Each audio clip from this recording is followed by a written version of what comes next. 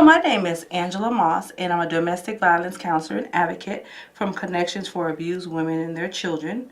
I'm a full domestic violence counselor and advocate at our satellite office, Haymarket Drug and Alcohol Center. There I provide individual and group services to individuals who are suffering from drug and alcohol usage. For the next 20 or 25 minutes, I will be talking to you about different aspects of domestic violence. During that time, feel free to call in and ask me any questions or comments that you may have about domestic violence. The number that you want to call into would be 312-738-1080. So again, my name is Angela Moss. Today I'll be talking to you about domestic violence. So in starting to talk about domestic violence, I think it's very important to talk about the different types of abuse. An individual can be in an abusive relationship, but they may endure different types of abuses. And so for most people, they think that domestic violence is just physical abuse. It's not. It's not just a person hitting you and punching you and kicking you, holding you down and restraining you. Domestic violence includes other types of abuse. One of them would be isolation. In that particular relationship, what will happen is that one partner will isolate the other partner from different family members, friends, information, and in certain cases in the clients that I work with, from AA meetings and things of that nature, where they may find helpful information or people that can support them. So that's isolation. Isolation would also include things like moving that person from an urban area all the way to a rural area where that person doesn't have access to, like, the bus, the trains, and different things like that. So that would be isolation in that way. The other type of abuse that an individual may endure inside of an abusive relationship may be intimidation.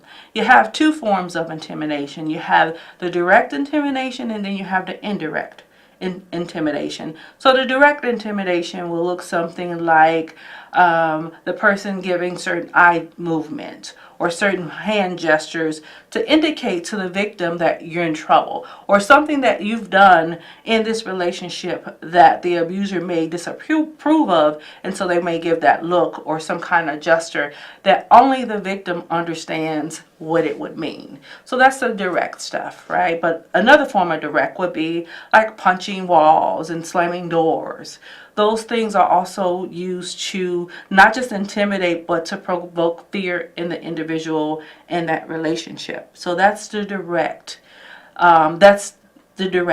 Right? And then you have the indirect as well. Then you have another type of abuse where we call it economic or financial, right?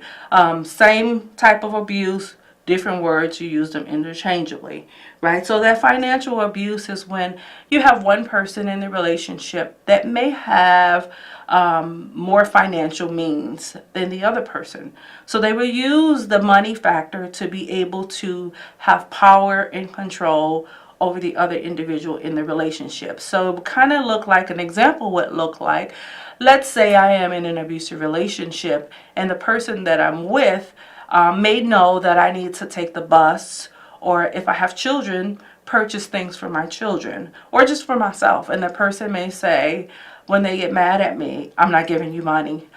You find a way. I'm not going to help you, right? And so that person's using the money in the relationship to be able to have power and control over me, with the hopes that I end up doing what they want me to do in a relationship, so that way they'll give me money. So that's that type of a relationship. Then in terms of relationships where there's children, you may have an individual in that relationship. They may put the children in the middle of the disputes, right? Or the arguments or the acts of violence.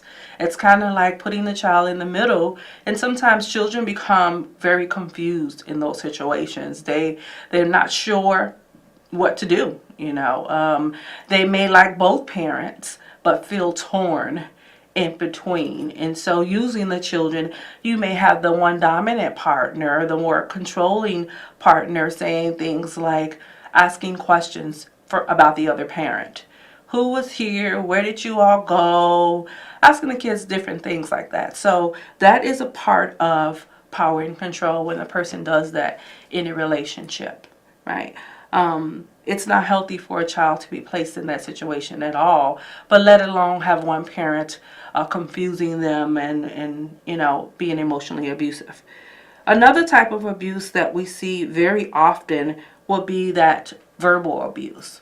Verbal abuse is different from emotional abuse and psychological abuse, and I know sometimes some people think they're all the same, but there are different types of abuse, right? And the verbal abuse would be the things that people do in relationship in terms of name calling, right?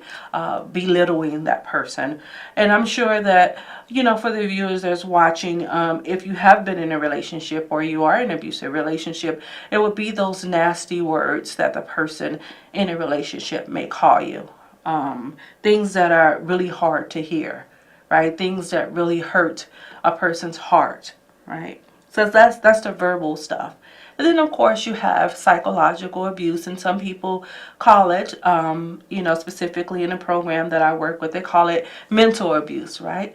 Same type of abuse, different terminology, right? So psychological abuse would be when you have a person in that relationship, and probably the easiest way to think about it is where a person plays mind games, right? Making that person feel like they're crazy and like they don't know what they're talking about. Different things like that. So an example of psychological abuse would be being in a relationship with someone that makes you feel like you don't know where you put your keys at, or you didn't leave money on the table there, or accusing you of being unfaithful in a relationship. And you haven't been unfaithful, but that person may come up with some stories that may seem legitimate, right? That they saw you in the car, that they saw you talking to someone, right? Those kind of things, if you hear it enough from the person you're with, for survivors in relationships, they start to believe or they start to second guess themselves about being in that kind of relationship. So again, my name is Angela Moss. I am a domestic violence counselor and advocate from CAWC, or Connections for Abused Women and Their Children. Today I'm talking to you about domestic violence related issues. If you want to call in, you can definitely call in to 312-738-1080, and you can speak to someone. They can put you on the air and you can ask any questions or comments. And so right now I'm just talking about different types of abuse to let the viewers know that abuse is more than just physical. You have different types that happen in a relationship. So also what I'm going to do as well is put here for anyone who feel like you don't want to call in because you have a private conversation and you may want to talk to someone over the telephone. You can do that. Here's a 24-hour hotline for CAWC. It's confidential and it's free, and the number is there, and it is 773-278-4566. And I think I may have a caller. Hello? Yes, young lady. I'm a 70-year-old man. Okay. And I agree with everything you say, because you include men and women. Most shows don't. They just say about women. But your show, I like it now. I'll be watching it every week. Okay. Because you're fair. And that's what I like. Fairness and truthfulness. Okay. So, thank you again. Go ahead. Thank you. Thank you. Have a good evening. Thank you. So yes, we just had a caller just talking about, the fact that I am on the air and talking about domestic violence. A person really appreciates that. So that's always good to hear. So as I continue, again, my name is Angela Moss, and I'm talking about domestic violence today. Some other types of abuse that you may have a person going through may be, we talked about emotional. No, we haven't talked about emotion, but it would be emotional abuse, right? Emotional abuse would be where that person humiliates the other person, where that person may say that the individual is cheating when they're not cheating in their relationship, and things of that nature, right? So that's the emotional abuse as well. So we covered the different types of abuse. Now I guess I will move on until the next aspect of domestic violence that I want to talk to you all about is that it would be called the cycle of violence. It is definitely a cycle that's very, when the person's in it, they're very fearful, and it's very confusing. And the cycle of violence actually has 3 phases to it. And what I'm going to do, I'm going to try to put it on the screen here and see if we can look at it. Let's see. So the cycle of violence, it's really small, but here you have what we call the tension building phase. And I'll read for you because the writing is pretty small, so I'll read for you. So it's a tension building phase. And in this phase of the cycle of violence, you're going to have the person feeling very tensed and very stressed out in their relationship.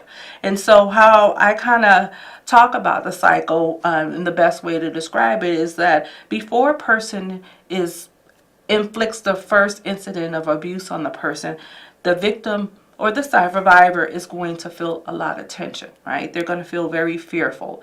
So for example, let's say I was in an abusive relationship and I was with someone and I was able to talk really freely with them, and I was able to discuss hot topics and personal topics, and there was no limit to the things that I would discuss with them.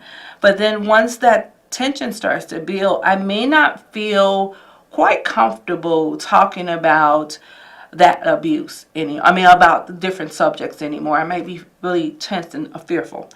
Then once the wheel starts to spin, once the cycle starts to go around, the person would end up in what we call the explosion phase.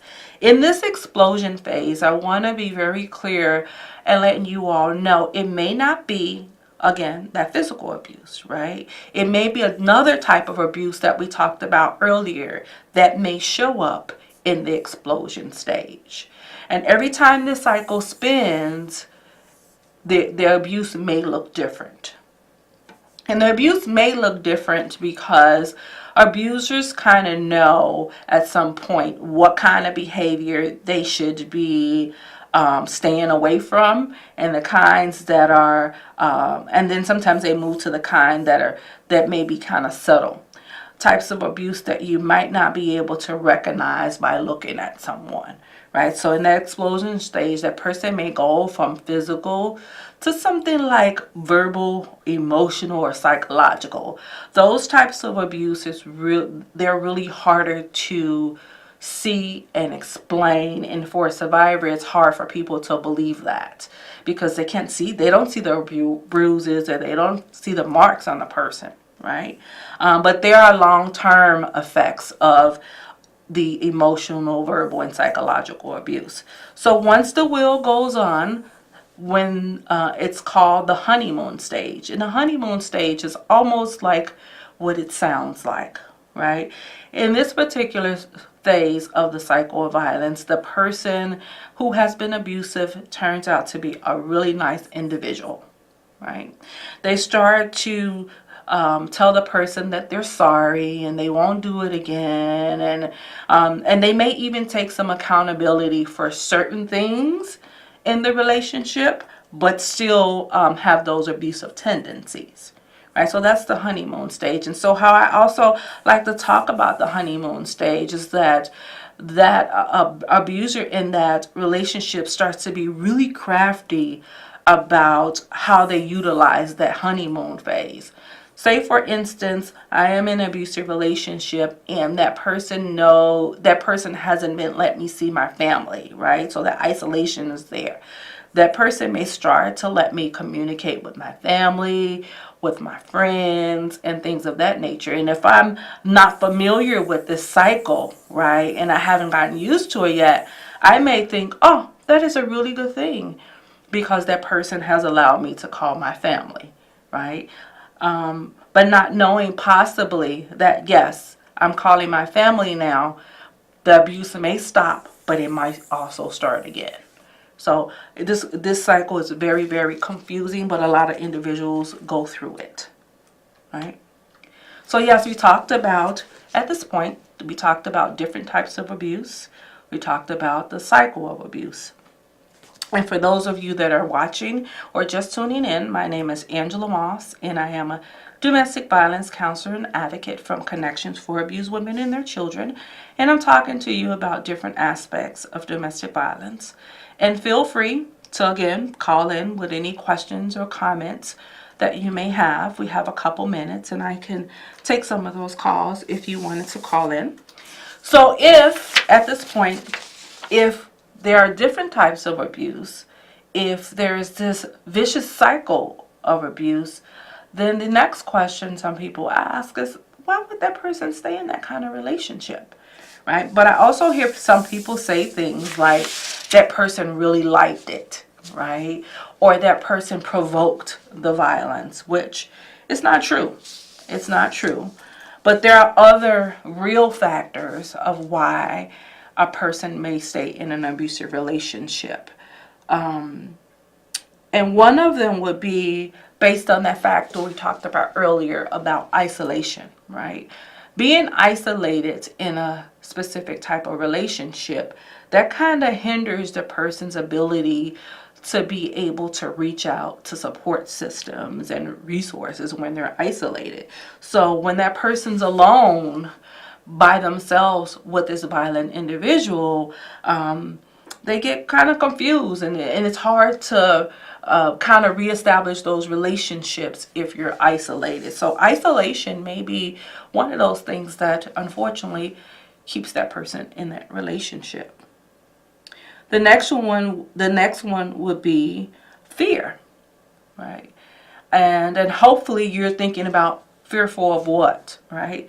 Fearful that that abusive person may find them, that that abusive person may kill them, that that abusive person may torture them, or not just the victim or survivor, but their family members and their friends too.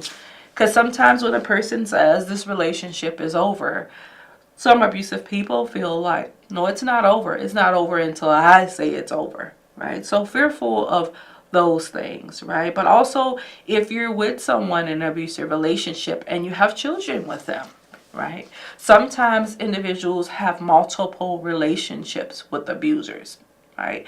That person may be that person's husband, wife, girlfriend, parent, different things like that. But that person also may be the babysitter, right? That person may have a dual relationship with them. So that person in a relationship may be fearful to leave because I don't have a babysitter right now. Who's going to watch the children while I'm trying to work a job, right? So absolutely, people stay in relationships because of fear. And if you're tuning in, my name is Angela Moss. I'm a domestic violence counselor from Connections for Abused Women and Their Children. And I also know sometimes folks don't want to call in because certain situations may be private. So here is the information to the agency. It is Connections for Abused Women and Their Children, the 24-hour hotline. You can call there anytime. You can speak to any person on the line and they can discuss whatever issues you may have. For some people, if that really means that you're not sure if you're in an abusive relationship and you're questioning that, you can call and ask. If you're certain you're in an abusive relationship and you don't know what to do and you feel alone and you want to talk to somebody about it, the 24-hour hotline can help you do that, right? But also the 24-hour hotline is very helpful because it can help you, the individuals on the hotline can help you to discuss some other lengthy matters, but also help you, get out of that relationship safe if you feel like you need to do that. So right now we're talking about why people stay in domestic violence relationships that are really dangerous. Another reason that somebody may stay in an abusive relationship may just be because their self-esteem has taken a hit in that relationship, right? Being with someone that's abusive, just talking to different people about abusive relationships, right? Some things that happen is that person doesn't feel the same anymore, inside or outside. They feel pretty bad about themselves, right? So Those are some reasons why a person may stay in an abusive relationship. Again, we have a couple more minutes, and we've been talking about domestic violence. And at this time, if you want to call in, you can do that. So those are some reasons why people stay in abusive relationships. Let me see what else I can cover really quick. One of the questions that people ask a lot is, who can experience domestic violence? Anybody. Domestic violence is one of those issues that doesn't discriminate on age and gender, socioeconomic level, or sexual orientation or anything like that. If you are a human individual, you can endure domestic violence. But for some relationships, it is harder when you're enduring domestic violence because there are some certain kind of barriers that person may have in that relationship. And so that means even like people with same-sex relationships, right? Or people who are addicted to drugs and alcohol, or individuals who are in abusive relationships that have some kind of psychological issue or mental illness, right? Like, or a person that's disabled or elderly. Those kind of individuals have it harder in abusive relationships, and it's not always easy to figure out, right? So it's kind of like you have to be able to process that stuff. So again, here is the hotline number, 773-278-4566, and that's for Connections for Abused Women and Their Children. 24 hours a day, you can call and you can speak to someone. Let me see what else about the questions that people ask in our last couple minutes talking about domestic violence. And the whole thing about domestic violence is important in my closure is to talk about what causes it, right? Things that cause domestic violence is really about a whole power and control factor, right?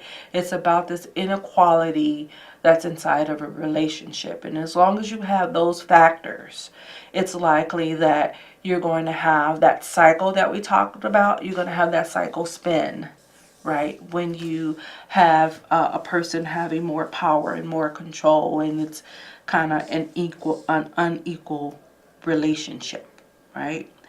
So yes, and then of course, again, if you want to call into the agency, you can do that. It is Connections for Abused Women and Their Children. Again, I will put here for you the overhead, and so you have that number there.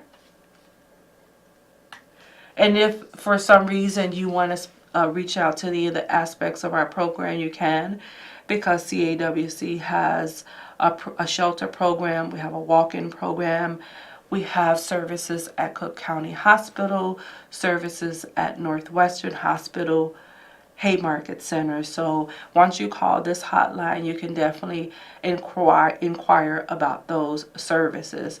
But also for Haymarket services in particular, you have to be a resident of their program, seeking services for addiction, and then you would get connected to me if in fact you were dealing with a domestic violence situation and you need to process some things, right? And some things that can be processed in any of the programs can be orders of protections. We can talk to you about some custody issues and things of that nature.